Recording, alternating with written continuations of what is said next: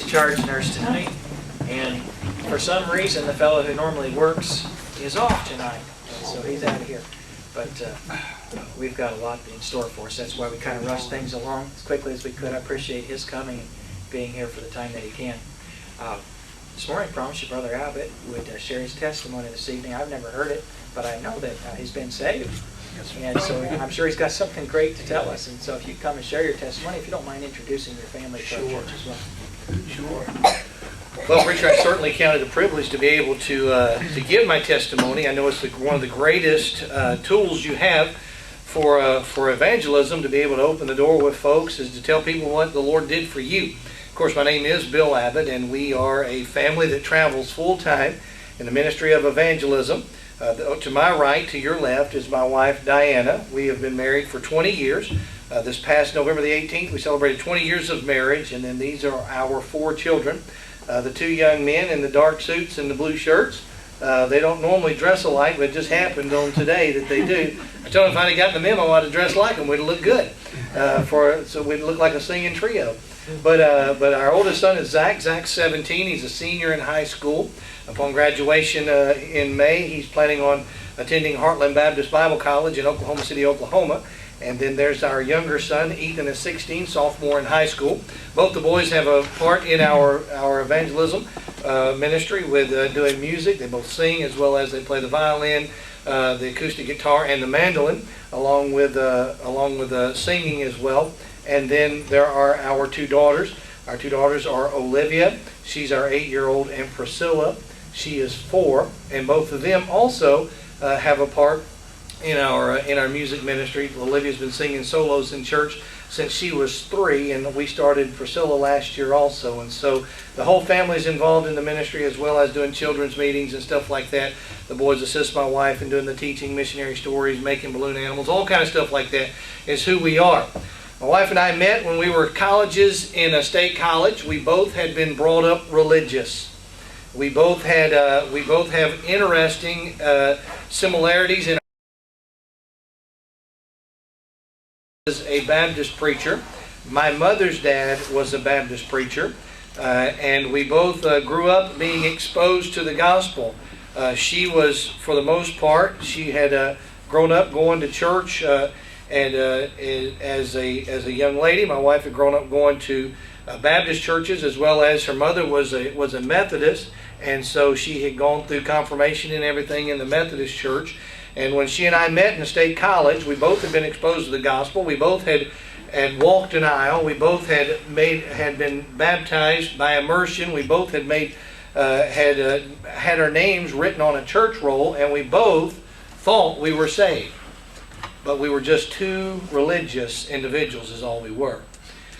When we met in state college, I was there playing baseball. She was there as a college cheerleader, and we started dating. And my wife said to me, then just a girlfriend, she said, "I'm going to be going to church this weekend. Would you like to go to church with me?" And I said, "Sure." And she said, "I'm going to meet my friend Kathy, and we're going to go to church." Her friend Kathy attended a Church of Christ. Now, if you know anything about the Church of Christ, you know the Church of Christ teaches baptismal regeneration. They don't believe in eternal security. They take the sacraments every Sunday, and then they don't have any music in their services. So they all ride to church listening to their rock music in their country and western, and then they go inside and they don't have any music with their hymns. I don't understand it. I never have understood that about the Church of Christ, but that's who they are. And so we went there. I'd never gone to a Church of Christ church. I told my wife it was the creepiest thing I've ever been to. I don't want to go back. And I said, if we're going to go to church, we're going to go to a Baptist church. And so she said that was fine with her.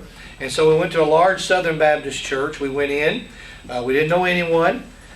We walked in. No one greeted us. No one spoke. No one acknowledged our presence. We stood up, sat down, prayed. They did everything that happens in a normal regular service, and walked out in a church that morning probably had around 1,000 people there. Not one person ever took the time to speak to us, say, "How you doing? If you were to die today, do you know you go to heaven?" Nothing like that.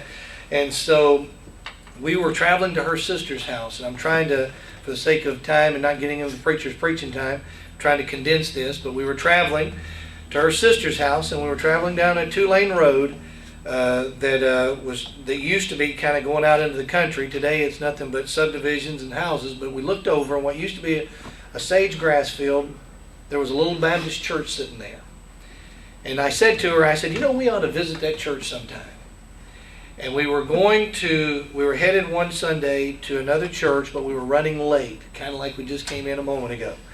And we were running behind, and I said, we're not going to get there in time. Let's go to this little church. And we whipped in, and we came in, we sat down on the back pew, and right in the middle of the service, the pastor stopped the song service. Now, everybody inside this auditorium was in the front half of the auditorium, preacher. Now, you're in an unusual place when everybody's in the front half of the service. And so I thought something already, and the preacher stopped the song service, and he said, folks, there's a young couple that just came in and sat down on the back row. And you know what happens in an independent Baptist church right there. Everybody turned around and looked at us.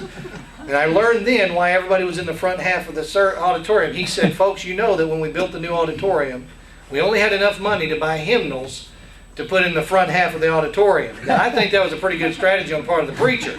And he said, somebody take them a hymnal. They were so excited we were there. We had 6 hymnals to choose from. We had one in each hand. I mean, it was great. And so we sat down. We heard the gospel. The folks reached out to us. They visited us. We never left that church.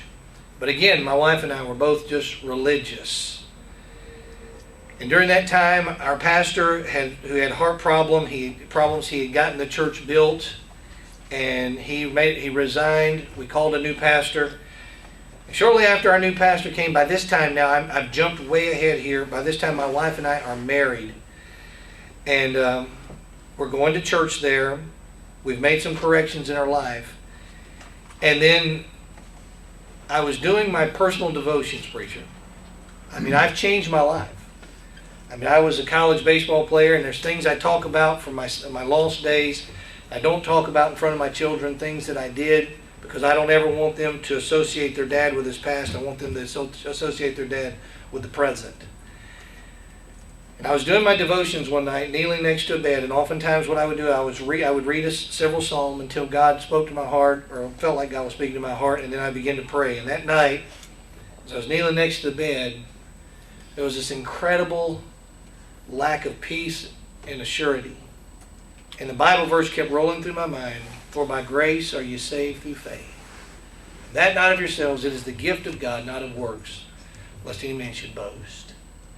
That night, kneeling there next to that bed, I began to evaluate my life and my testimony. I began to evaluate how that I'd walked an aisle in an old tent revival that my grandfather was preaching.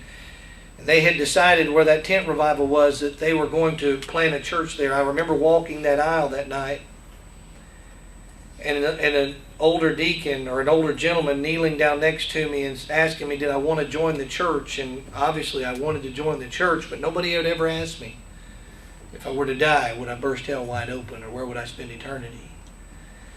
I went through the baptismal pool as a young boy, and I thought all those years that I was saved because I'd been baptized. But for the first time that night, kneeling next to that bed, preacher, I saw myself as lost and on my way to hell. Kneeling there, doing my personal devotions, I admitted to God I was lost. I asked God to forgive me my sin, and I accepted Christ as my Savior. An incredible peace, an incredible weight, like He talked about this morning, was lifted off my shoulders. One I can't describe. Just a joy flooded my soul as I was kneeling there that night.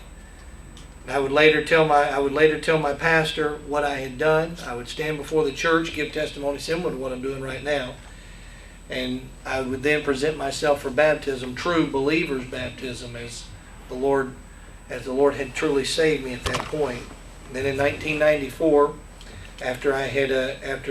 that was then in 1990. In 1994, after struggling for 2 years with the call to preach in a revival service, I surrendered to preach, and it was in that same revival service that God finally settled my wife's salvation testimony, because for so long she had struggled. She had struggled with assurance and with security of her salvation. But in that same revival I surrendered to preach was the same revival that she settled her salvation. And so that's who we are. And then, never imagining in 1990, I jump ahead to the year 2010.